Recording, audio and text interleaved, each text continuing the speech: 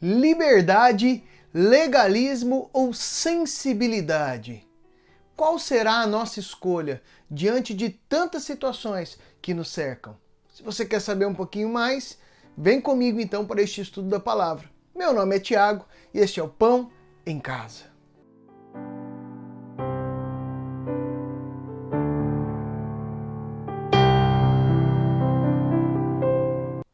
Paz do Senhor, amados! Como é bom nós estarmos reunidos mais uma vez para nos aprofundarmos na palavra do Senhor.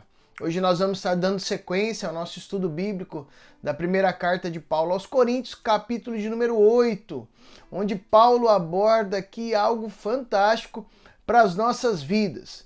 De antemão, nós já podemos adiantar que o assunto tratado aqui era algo bem interessante que concernia os alimentos que eram então consagrados a ídolos. Você vai poder meditar um pouco aqui comigo e o embate que Paulo coloca aqui entre a liberdade cristã, o legalismo, ou então nós vivemos uma vida de maturidade baseada no amor, uma vida de sensibilidade acerca dos nossos irmãos que nos rodeiam. Então, sem mais enrolação, sem mais delongas, eu quero te convidar a pegar a tua Bíblia, o teu caderno, a tua caneta e vir junto comigo, se lançar juntamente conosco neste aprofundar da palavra de Deus. Vamos então lá para a primeira carta de Paulo aos Coríntios, capítulo de número 8, a partir do versículo de número 1. No que se refere a coisas sacrificadas a ídolos, reconhecemos que todos somos senhores do saber. O saber ensoberbece, mas o amor edifica. Se alguém julga saber alguma coisa, com efeito não aprendeu ainda como convém saber. Mas se alguém ama a Deus, esse é conhecido por ele. No tocante à comida sacrificada a ídolos, sabemos que o ídolo de si mesmo nada é no mundo e que não há senão um só Deus. Porque ainda que há também alguns que se chamam deuses, quer no céu ou sobre a terra, como há muitos deuses e muitos senhores. Todavia, para nós há um só Deus, o Pai, de quem são todas as coisas e para quem existimos. E um só Senhor, Jesus Cristo, pelo qual são todas as coisas e nós também por ele. Entretanto, não há esse conhecimento em todos, porque alguns, por efeito da familiaridade, até agora com o ídolo, ainda comem dessas coisas como a ele sacrificadas, e a consciência destes, por ser fraca, vem a contaminar-se. Não é a comida que nos recomendará a Deus, pois nada perderemos se não comermos, e nada ganharemos se comermos. Vede, porém, que essa vossa liberdade não venha de algum modo a ser tropeço para os fracos. Porque se alguém te vir a ti, que és dotado de saber, à mesa em templo de ídolo, não será a consciência do que é fraco induzida a participar de comidas sacrificadas a ídolos? E assim, por causa do teu saber, perece o irmão fraco, pelo qual Cristo morreu. E deste modo, pecando contra os irmãos, golpeando-lhes a consciência fraca, é contra Cristo que pecais. E por isso, se a comida serve de escândalo a meu irmão, nunca mais comerei carne, para que não venha a escandalizá-lo. Até aqui, amados. Vamos orar? Senhor Deus, nós te damos graças pela vida, pelo teu cuidado para conosco. Te louvamos pelo privilégio que nós temos de estarmos mais uma vez meditando na tua palavra, sendo edificados pela tua presença. Nós te pedimos, ó Senhor, que o Senhor venha iluminando o nosso entendimento, falando conosco, ministrando as nossas vidas. Assim nós oramos, em nome de Jesus. Amém e amém. Amados, o contexto desta discussão que Paulo enfrenta aqui dentro da igreja de Corinto é o contexto de povos gregos e romanos que eram politeístas e polidemonistas, né?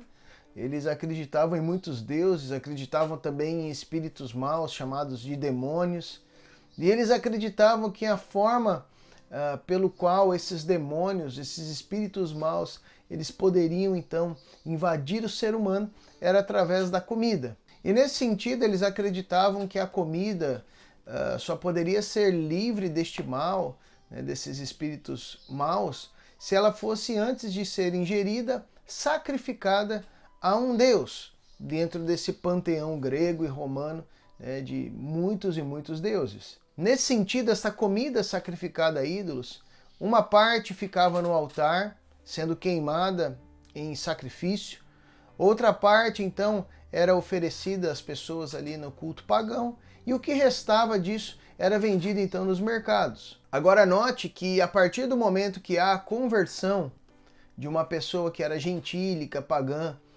ao cristianismo, e ele entende, né, é desvendado o véu da antiga prática, da antiga vida, muitos cristãos neófitos, né, eles se sentiam mal em comer essa comida que era vendida nesses mercados de ídolos, tendo em vista que ele entendia toda a prática que vinha, tudo aquilo que acontecia no passado, todas aquelas realidades que ele mesmo vivia na sua vida. E o apóstolo Paulo, quando ele trata isso aqui no capítulo de número 8, ele traz alguns princípios aqui muito importantes para a caminhada cristã. Princípios que vão trazer um norte, um direcionamento para a caminhada da igreja. E eu quero te convidar a se aprofundar nesses princípios, porque hoje nós não enfrentamos aqui na nossa cultura, na nossa realidade, esta questão diretamente ou de uma maneira muito incisiva. Mas existem uma série de outras questões que nós podemos aproveitar estes princípios bíblicos para nortear a nossa vida. Paulo, ele ama o conhecimento, mas é interessante, há uma afirmação aqui muito importante para as nossas vidas. Olha o que diz aqui Godet, quando ele foi citado por Prior. Ele diz o seguinte, ó: o conhecimento desprovido do amor e do poder para edificar, quando examinado mais detalhadamente, nem chega a ser verdadeiro conhecimento. Paulo trabalha um paradoxo aqui. Vocês conhecem a lei, mas a lei está acima das pessoas. Por outro lado, as pessoas que têm esse conhecimento prático também se sentem livres, mas tão livres que acabam praticando alguns atos que ferem os irmãos. Naquele contexto, nós falamos então de carnes sacrificadas a ídolos, em cultos pagãos. Mas hoje em dia, querido, eu quero te fazer refletir. O que seria para nós, queridos, atitudes, práticas, que na palavra de Deus não são pecados, ou seja, a Bíblia não condena como pecados, mas que podem trazer escândalo a um dos nossos irmãos? Eu gostaria que você refletisse agora e ponderasse algumas dessas questões. O que hoje pode se tornar uma prática que fere o nosso irmão, uma vez que ele nos enxerga?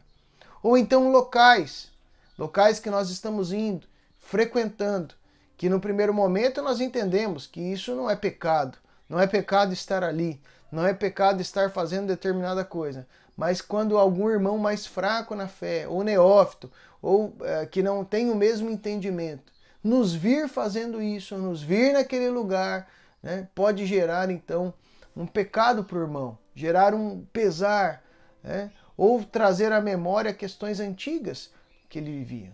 Note que neste contexto aqui, Paulo fala que se esses irmãos neófitos na fé, ou fracos na fé, que vinham já do paganismo, verem os irmãos comendo comidas sacrificadas a ídolos, pode gerar no coração deles vontade de fazer isso, ou um desejo de voltar a esta vida. Eu já enxergo também por um outro lado, além desse, que é da pessoa falar, poxa vida, né? Aquilo era um pecado terrível, eu vi que estava errado e, poxa, ele está cometendo aquilo. Então tem essas duas questões importantes. Isso vai nos ajudar a trazer a reflexão sobre práticas atuais, queridos, que podem gerar isso no coração de outras pessoas. Eu gostaria que você aí em casa, como uma forma didática, elencasse, talvez você com a tua esposa, né, num momento que você puder, ou depois do estudo, ou pause agora o estudo, e elencasse algumas práticas que são lícitas, são permitidas, que a palavra de Deus não condena, mas que podem vir a se tornar uma pedra de tropeço, né, ou algo de escândalo na vida de outros irmãos. No versículo 1, 2 e 3, Paulo ele diz o seguinte: no que se refere a coisas sacrificadas a ídolos, reconhecemos que todos somos senhores do saber. O saber ensoberbece, mas o amor edifica. Se alguém julga saber alguma coisa, com efeito, não aprendeu ainda como convém saber. Mas se alguém ama a Deus, esse é conhecido por ele. É interessante o ponto de vista que Paulo trabalha aqui a questão do saber. Os amados aqui de Corinto não eram ignorantes.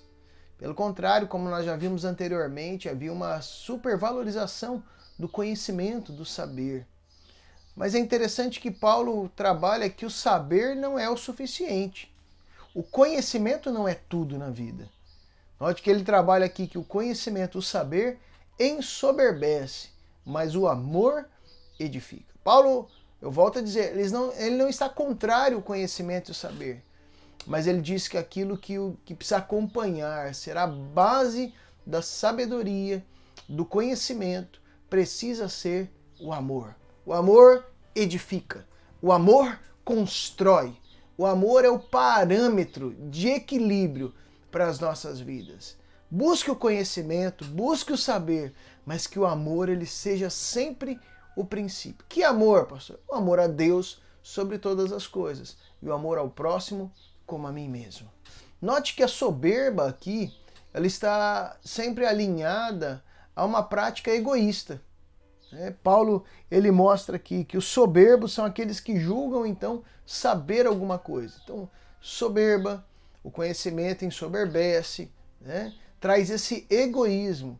Porque Paulo ele aborda o amor em contraste com a soberba e o egoísmo, justamente dizendo, meu irmão, se você é livre para fazer ou para não fazer, qual a diferença de você comer ou deixar de comer isso? Paulo coloca, olha, isso, nos próximos versículos que nós vamos ver, isso não faz diferença alguma. Se é uma prática inerte, e que no final das contas está fazendo o teu irmão pecar, ela se torna algo a deixar de ser feito por amor ao seu irmão. Agora, essa rixa acontecia porque virava um cabo de guerra. Tem que fazer porque senão vai para o inferno. E os irmãos diziam, não vai para o inferno, Deus não condena essa prática. E eles ficavam apegados à lei, mas à tradição dos anciãos, a coisas nesse sentido. E Paulo falou, olha, nós estamos num outro entendimento. Nós sabemos que só existe um Deus verdadeiro. E é sobre todos, e é acima de todo e qualquer poder. Então não tem problema de comer essa carne sacrificada a ídolos, no primeiro momento. Porém, se isso faz o teu irmão pecar, aqueles que são frágeis na fé, por amor ao teu irmão, deixe esta prática. E daí as pessoas não queriam. Por quê? Por causa da soberba. Então note que a afirmação, o conhecimento ensoberbece, não significa que o simples fato de conhecer nos traz soberba. Mas se o conhecimento ele vier sem o amor, a soberba ela toma conta dos nossos corações. Nós podemos ver isso em vários setores. Pessoas vão se aprofundando, fazendo seus cursos. Isso é muito bom, precisamos crescer cada vez mais. Mas sempre pautados pelo amor, para que gere humildade no nosso coração. Em contrapartida, se nós não tivermos esse coração encharcado deste amor que edifica, nós corremos um sério risco, e é uma grande probabilidade, não é apenas uma possibilidade, mas existe uma grande probabilidade de nós, então, trilharmos um caminho soberbo, orgulhoso e egoísta. Nesse sentido, Prior ele diz o seguinte, quando os conhecimentos de um cristão são irradiados e propagados em amor, fica claramente demonstrado que ele conhece a Deus e que Deus o conhece, ou seja, que há um relacionamento pessoal cada vez mais íntimo com eles. No primeiro momento, a pessoa que está caminhando, tem um conhecimento, mas não está cheia de amor, ou a base da sua vida não é um amor cristão, a tentativa dela é de mostrar para as pessoas de que ele é íntimo do Senhor.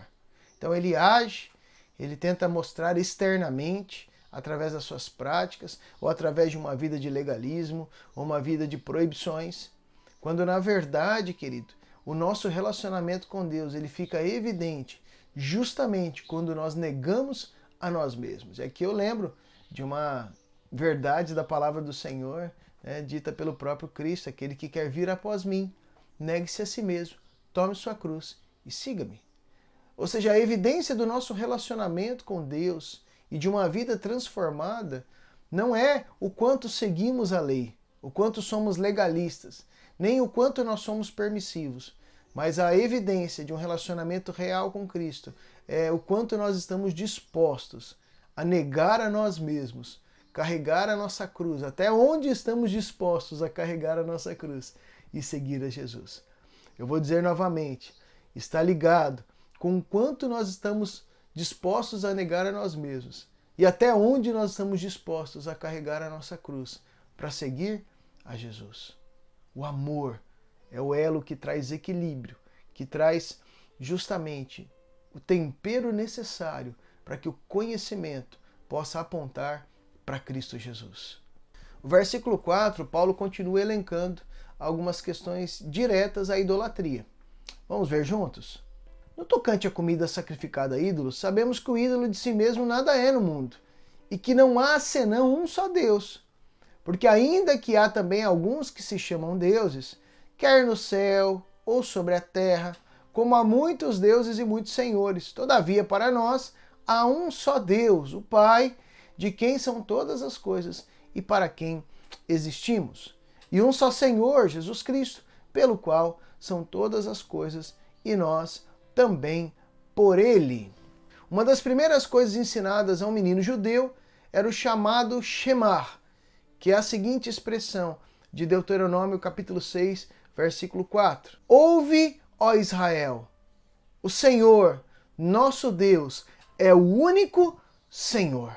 Ou seja, desde pequenos, aqueles então que defendiam a lei mosaica na comunidade de Corinto eram ensinados de que havia apenas um Deus. E Paulo aqui ele elenca justamente esta questão. Olha, a idolatria não é nada para nós. Esses outros deuses pagãos não são deuses, né? Há um único Deus e Senhor das nossas vidas que é poderoso. Esses são deuses falsos. Então isso não tem poder, isso não tem serventia para a nossa vida.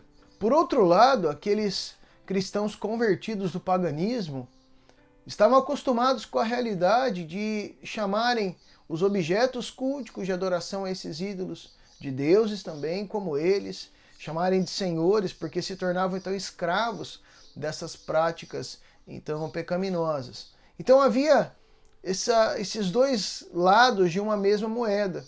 Pessoas, por um lado, que sabiam que o Senhor era o único Deus das suas vidas, né? Então que não haviam outros deuses.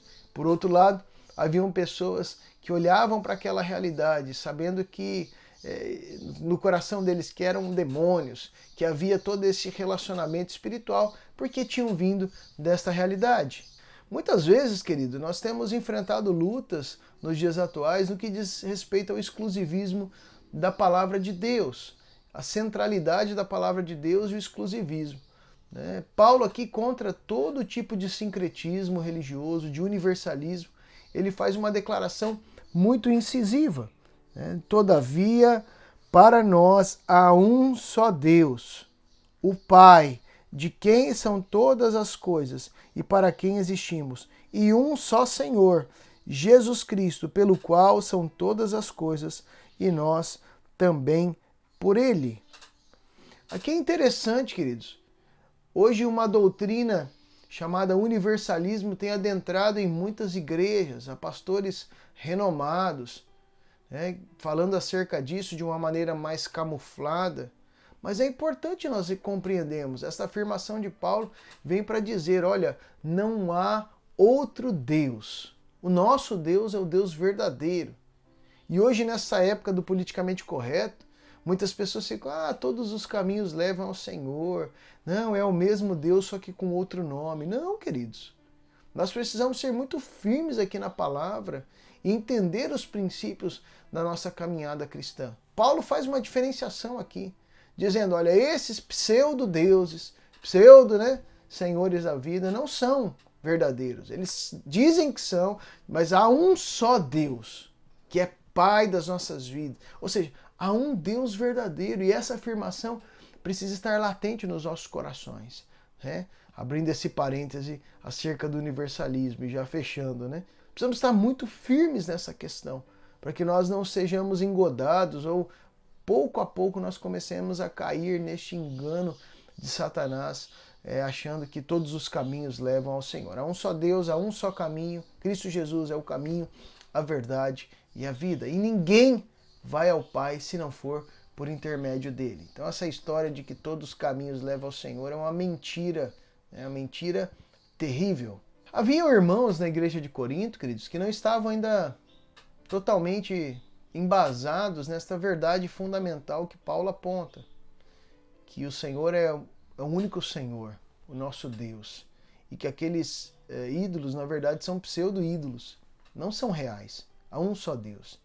E nesse sentido, esses irmãos se sentiam muito pesarosos, ficavam escandalizados com esta questão onde os irmãos mais legalistas comiam a carne sacrificadas a ídolos. Nesse sentido, os irmãos mais neófitos na fé, vindos dessa questão de cultos pagãos, ficavam ali muito sensibilizados em relação a essas questões. E eles não entendiam, nesta nova vida, a liberdade decorrente desta caminhada com Cristo. E ficavam ali em vários momentos pesarosos, né? Certamente alguns irmãos haviam retornado a práticas pecaminosas por não compreender esta nova vida em Cristo Jesus. Nesse sentido, o que Paulo faz? Tem uma atitude egoísta, são imaturos, são neófitos, que se exploda, como nós ouvimos muitas vezes as pessoas falando, que saia da igreja, né, vai para outra igreja, vai para outro povo. Não, a atitude de Paulo não é essa. Né? A atitude de Paulo é uma atitude ponderada pelo amor, dizendo que deve haver equilíbrio. Irmão, se a tua prática está fazendo o irmão pecar, se acalma, deixa de fazer, não é uma prática essencial. Comer ou deixar de comer não acrescenta nada na nossa vida. Então, se não acrescenta nada, deixe de fazer isso, para que o teu irmão seja fortalecido na fé. É o que ele elenca a partir do versículo 7. Vamos ler juntos? Entretanto, não há esse conhecimento em todos, porque alguns, por efeito da familiaridade, até agora com o ídolo, ainda comem dessas coisas como a eles sacrificadas, e a consciência destes, por ser fraca, vem a contaminar-se. Não é a comida que nos recomendará a Deus, pois nada perderemos se não comermos, e nada ganharemos se comermos. Vede, porém, que esta vossa liberdade não venha de algum modo a ser tropeço para os fracos. Esse 9 aqui é fantástico. Vou ler novamente. Vede, porém, que essa vossa liberdade não venha de algum modo a ser tropeço para os fracos. Verso 10. Porque se alguém te vir a ti, que és dotado de saber à mesa em templo de ídolo, não será a consciência do que é fraco induzida a participar de comidas sacrificadas a ídolos? E assim, por causa do teu saber, perece o irmão fraco, pelo qual Cristo morreu, e deste modo pecando contra os irmãos, golpeando-lhes a consciência fraca, é contra Cristo que pecais. E por isso, se a comida serve de escândalo a meu irmão, nunca mais comerei carne, para que não venha a escandalizá-lo. Olha o que Paulo está dizendo aqui. Meu irmão, o neófito vai te ver sentado num templo idólatra, comendo carne lá, cara. E na prática ele vai achar, poxa, aquele irmão que é líder da igreja, ou aquele irmão que está em tal ministério, ou frequenta a igreja, olha lá ele também está adorando ídolos pagãos. Daí o irmão que estava lá e falou, não, esses ídolos aqui não são nada. Eu creio no Senhor Jesus Cristo apenas, só há um Deus, né? Judeus convictos, só há um Deus, um Pai, só um mediador, Cristo Jesus, só um Senhor, firme. E daí fica essa dicotomia. E daí Paulo diz, meu irmão, qual o problema de você deixar de ir neste lugar? Qual o problema se esse lugar vai trazer escândalo? E não somente o tema do escândalo aqui é abordado por Paulo, mas ele está abordando também a fraqueza na fé, o fraco de entendimento, porque este irmão não só pode se escandalizar, como ele pode também sentir vontade de voltar a esta prática. Agora, qual é a diferença deste cristão, né, que entende que só há um Deus e está comendo ali porque acredita que aquilo não é Deus nenhum, e do neófito comer? Você pode me dizer, pastor, não é a mesma coisa? Os dois estão comendo carne? Queridos, baseado no próprio entendimento, há uma diferença. Porque o neófito, ele continuava entendendo que aquela carne era sacrificada a um Deus. E que ao comer daquela carne, ele estava participando daquela realidade. Diferente do irmão mais maduro, né, entre aspas, da fé, que entendia que não tinha nada a ver isso. É por isso que Paulo diz, olha, se você vai induzir esse irmão a pecar, não o fato de comer a carne sacrificada a ídolos, mas comer aquela carne neste entendimento vai fazer com que o irmão peque. E você não está pecando apenas contra o teu irmão, fazendo tropeçá-lo. Você está pecando contra Cristo. E aqui é algo muito importante. Porque hoje ainda nós vivemos tempos dessa liberdade. Eu faço o que eu quero. Eu sou livre em Cristo. Eu posso fazer o que eu quiser, a hora que eu quiser, onde eu quiser. Claramente você pode fazer. Mas entenda que o conhecimento, ele ensoberbece. Mas apenas o amor tem poder para edificar. É interessante que a expressão fraca aqui fala de pessoas que são indevidamente inescrupulosas no que diz respeito a questões morais. Ou seja, são extremamente moralistas, né, por falta de entendimento da liberdade cristã. Ou seja, se a tua atitude faz esses irmãos moralistas, que ainda não entenderam realmente qual é a liberdade cristã, pecar, ele não está dizendo que o problema está com esse irmão. Ele está dizendo, por amor, você que tem maior entendimento, você que tem mais conhecimento, deixe de fazer determinada prática. O entendimento que nós devemos ter aqui é que o alimento ingerido, ele não nos faz estar mais próximos de Deus e nem nos distancia do Senhor, mas sim o nosso relacionamento com Ele. Ou seja, há pessoas que eu não ingiro determinado alimento, então eu sou mais santo, mais próximo de Deus. Ou eu ingiro esse alimento. Não, o entendimento que Paulo está tendo aqui, dizendo e nos ensinando é que tanto faz o que você come ou deixa de comer, no que diz respeito a essa proximidade de Deus. Mas o que faz a diferença é o quanto você está disposto a abrir mão em amor ao próximo, em amor a Deus, para viver uma vida de tranquilidade, de paz, de comunhão e gerar edificação no coração do teu próximo. O que fazer, então, acerca do irmão mais fraco? Paulo, a partir do verso de número 9, ele declara algumas questões. Primeira, não ser causa de tropeço. Quando nós abusamos da nossa liberdade cristã, nós podemos nos constituir como pedras de tropeço na vida dos irmãos. Como eu disse anteriormente, ou de escândalo, ou uma motivação para o irmão voltar a viver uma vida de pecados. Em segundo lugar, no versículo de número 11, Paulo nos mostra que nós devemos ter consideração pelos irmãos mais frágeis, mais fracos na fé, entendendo que Cristo também morreu por eles. Por isso que Paulo elenca, olha, estou pecando contra Cristo.